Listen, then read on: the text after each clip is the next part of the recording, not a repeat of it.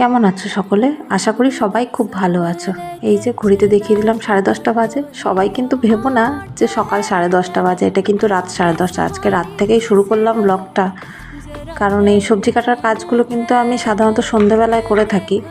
বিহান নিজের মতো খেলে আর আমি সবজি কাটি, কিন্তু আজকে করতে পারিনি।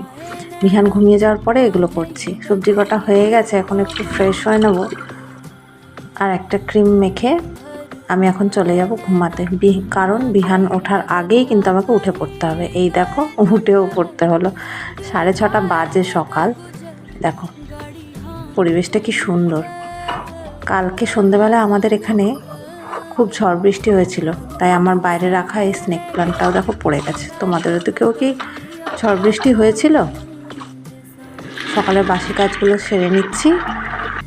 এই দেখো, এখানে ছেলের কিছু জামা কাপড় ছিল, সেগুলোকে এখানে ভিজিয়ে দিচ্ছি। ওর বাবা যখন স্নান করবে তখন এগুলো কেচে দেবে।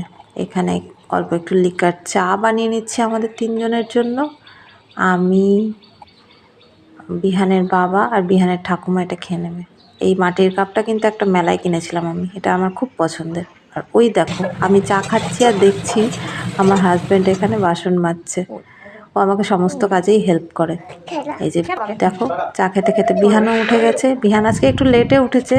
বিহানের বাবা যাচ্ছে ডিউটি, সেই দেখে তার খুব কান্না।